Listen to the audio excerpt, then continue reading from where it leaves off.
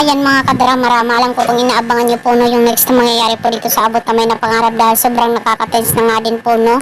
Dahil nga po sa mga sekreto po talaga nila na malapit na talagang mabuking nyo at saka malapit na din talaga i-reveal talaga ni Director dito no, sa Abot Kamay na Pangarap dahil alam naman po natin na noon pa man talaga si Eric saka si Justin talaga ay nagbalik nga po talaga dito sa Pilipinas mo mula po doon sa USA nga po no dahil nga po sa ipinakilala nga po talaga ni Eric itong si Justin dito kay Giselle na siya talaga yung nawawalan niyang anak no. Talagang alam naman po natin mga kadrama na ginagamit lang po talaga ni Eric itong si Justin talaga para talaga makapagiganti talaga dito sa mga tanyag no.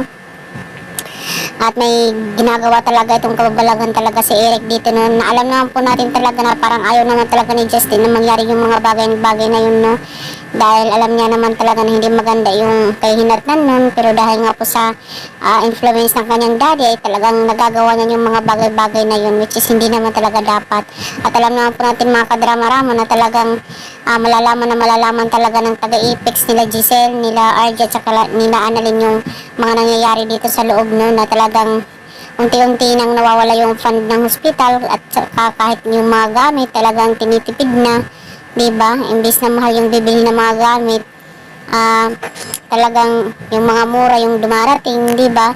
Yung mga ganun ba, yung corruption ba?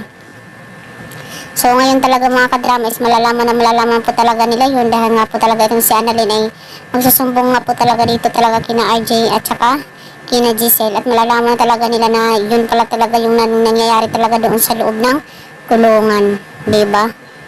Nagkausap din kasi si Annalyn at saka si Zoe na yun ang nangyayari doon sa loob ng ng Apex na may nagnanakawan talaga, diba?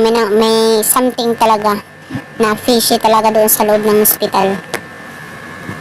Di ba alam naman po natin mga kadrama-rama na itong si Eric ay umalis na nga po no, papuntang USA.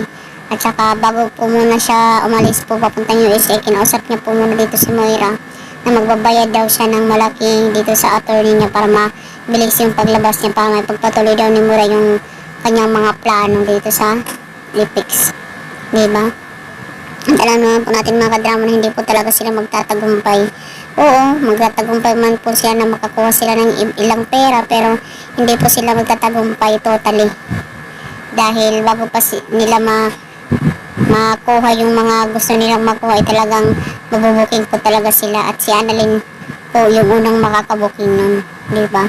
Alam naman po natin na si Annalyn talagang napaka-genius na bata dahil nga po sa i-report na Justin na ganun ay talagang malalaman po talaga nila yung katotohanan, ano talaga yung takbo dito sa loob ng Apex at ano talaga yung something fishy at mga nangyayari na hindi maganda, di ba? So mga kadrama, ano kaya ang gagawin ni Justin dito no pag talagang kinonfront siya or binuking talaga siya, pagsabihan talaga siya nila RJ at saka nila Giselle, di ba? Napakahirap po talaga para sa kanya yan na sabihin yung katotohanan dahil daddy niya talaga yung madidiin.